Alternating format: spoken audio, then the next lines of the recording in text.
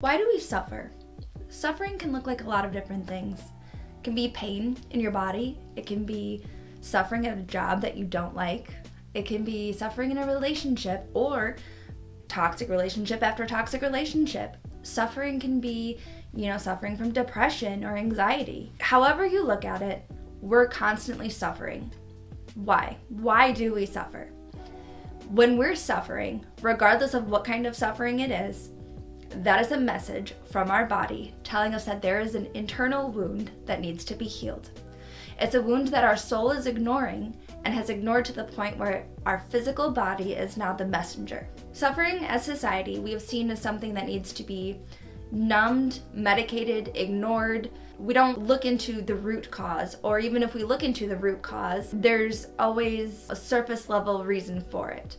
However, suffering is actually putting a spotlight on the thing that you've been ignoring or denying or running from. Whatever you've been denying was the knock at your door, right? And you pushed it down, ignored it, whether that was a conscious thing or a subconscious thing. Either way, you refuse to acknowledge it. For an example, let's use a job that you maybe you went to college for a really long time for a really good career. You went and got a degree that was, respected. Maybe it was a doctorate, whatever it may be. But your heart, somewhere deep inside, you weren't satisfied. But you make a lot of money and, everybody thinks highly of you for this. But there's that little thing inside you that isn't fully satisfied.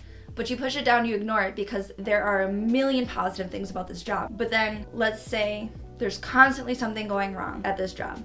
You constantly have coworkers that you're getting into arguments with, or you're constantly having battles with the HR, or you're constantly having long stressful shifts and it's constant stress at this job. There's constantly really tasking things happening instead of a peaceful work environment. Every shift seems to be really stressful. Or they cut your bonus one year and then this year this happens and this year this happens. So that little knock that you had in the beginning where you weren't fully satisfied slowly starts turning into a pounding at your door, and eventually it becomes really hard to ignore. So you change hospitals or whatever. Okay, we're using a doctor, right? You change hospitals.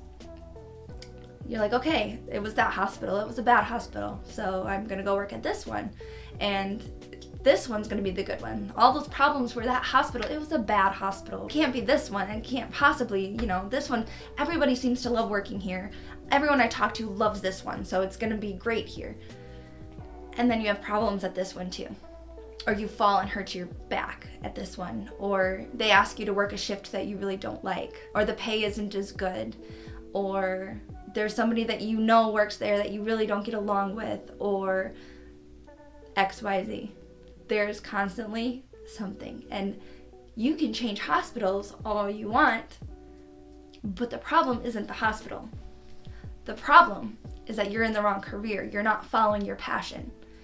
The root cause of this issue isn't the hospital. The root cause of this issue is you are in the wrong career. You didn't follow your initial feeling that this wasn't what you wanted to do. You didn't follow that gut feeling that you weren't following your passion. We learn to ignore these feelings and just numb them, and we learn to just suppress them. Like if somebody has depression, we medicate them and tell them that that's going to solve it and that it's just a chemical imbalance. But it's so much deeper than that. That's the medication's not going to solve the depression, and there's an internal wound there. The depression is spotlighting something internal that needs to be dealt with. Have you ever noticed when you do something that you weren't supposed to do, or you lied, you feel it in your body? When you have an anxious situation, you feel it in your body. Your body is insanely intuitive. Your body can feel everything. So when they prescribe you anti-anxiety medication, your body might just be over anxious and trying to protect you, but that anxiety is stemming from something. There's a wound that made you really anxious, maybe when you were a kid, that you need to go back and find that root cause. It's putting a spotlight on a wound that you never healed. And these signals that our body's giving us is not going to stop. If you have a dog that bites and you put a muzzle on the dog, When you take the muzzle off, the dog is still going to bite. You need to solve the root cause of the problems. And the suffering is a message from your body internally saying there is a problem, there is a wound that has never been healed that needs to be shed light on so that you can heal it and let it go. 90% of the time, it's a younger version of you, something that happened, when you were really young and probably don't remember or don't want to remember, that's trapped inside, that just wants to be released, just wants to be felt and let go. We can't let things go until we feel it and process it, and then we can let it go. And these things are things that probably were not very fun to go through. We don't want to confront them. We don't want to see them. It's easier to push it down. It's easier to numb it. It's easier to just pretend that it never happened. It's easier to just let it go away, find a way to medicate it or whatever, rationalize it, say, well, I have back pain because, this XYZ. I'm sure, but that back pain is persistent, right? Yes, maybe you did injure yourself, but if you go through the trauma, like injuring yourself is trauma. Go into your mind. There's trauma there. Heal your mind. Go through, process that trauma. Doesn't mean you have to forget it. Doesn't mean that you have to pretend that it never happened, but process your trauma.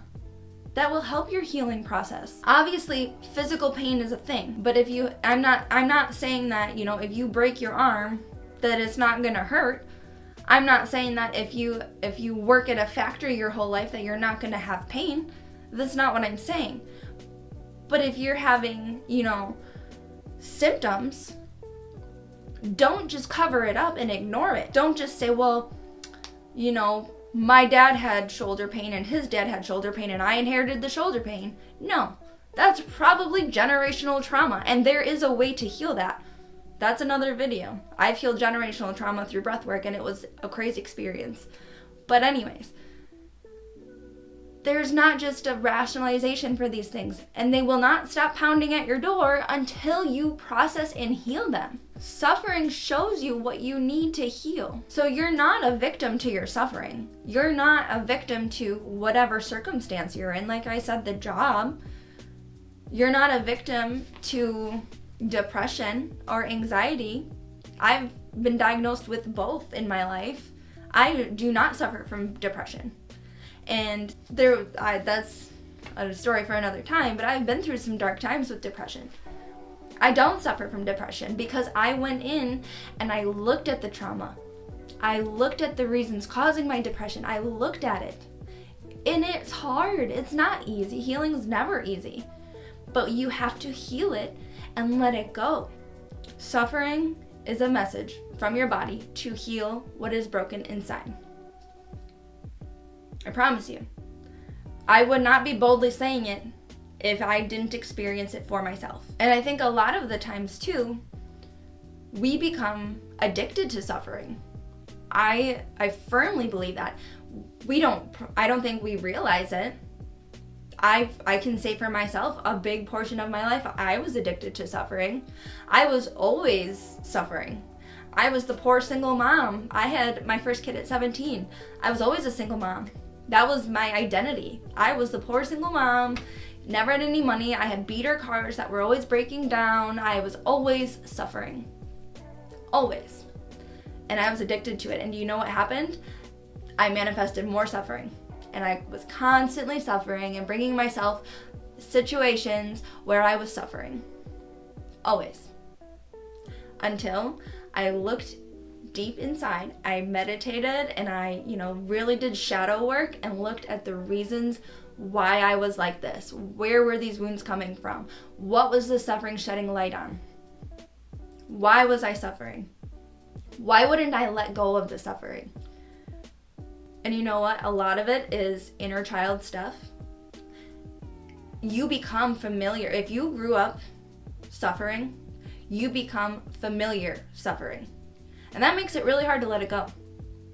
So that's why you see so many people who struggle in childhood, struggle in adulthood. Because you grow up suffering, you are an adult who suffers. And if you don't recognize it and want to, you have to choose to heal it. If you don't choose to heal it, you never will. It is familiar. And stepping into the unknown of not suffering, it sounds, silly, but it's hard to do. It's scary. Nobody knows. If suffering's all you've ever known, stepping into not suffering is a scary choice. It is. When all you've known is sadness and grief and having to work really hard for everything to get nothing, and all of these things, abandonment and people leaving you and all of this stuff, if that's all you've ever known and you cling on to that and bring it into adulthood with you, and then that's all you're going to have in adulthood, but that's all you've ever known. So if I let go of that, what's going to happen, right? So it sounds silly, but sometimes people are stuck on that and can't let it go. But when you recognize that you are the issue in your own life, and that suffering is screaming at you, hey, look at me, heal me, my suffering was showing me I was the issue. My suffering was showing me I was too hung up on what my childhood was like. I was too afraid to let go of what my childhood was like. That was all I've ever known. And I grew up watching my mother be a certain way, and she was the same way as I grew up, and I had always idolized her. So me growing up, I couldn't let go of that. I had to be just like her. Letting go of that, what was I gonna be? I had no role models in my life to show me what I could be. That was what I was afraid to let go of. So my situation, that was what was, suffering was shedding a light on for me, was letting go of control. I needed that control, but I let go. And it's scary, but you have to trust that the universe has a divine path for you. Obviously, there's a million situations of suffering. And now I don't want anyone to take this, a crazy way as far as like people in other countries. Obviously, this is not the same situation as that. I'm talking about individual suffering on a third world level, as far as like your job and your, mental health and things like this. But it's easier to mask suffering. It's easier to, diagnose it as a certain thing. Take a pill for it, numb it, say, oh yeah, it's better because I don't feel it now. It's still there. It's pushed down, but it's still there. You didn't fix it. You didn't heal it. It's not gone. And if you're comfortable with that, by all means, live your life like that. I'm not trying to change you. But if you're here, this is a self-help channel, so think about it. Think about what parts of your life are you suffering in. Is it a situation? Is it a physical thing? Trauma is stored in the body. Like, specifically your hips, but it can be stored anywhere in your body. There are a lot of people who do different meditations and different breath work who come out with certain physical ailments almost completely healed because trauma stores in your body. There are a lot of the times in meditation when you focus your energy on a certain part of your body that's really tense and let it go, that part of your body is no longer tense or sore or whatever. Your mind is far more powerful than you believe. I think that's where I'm going to leave it.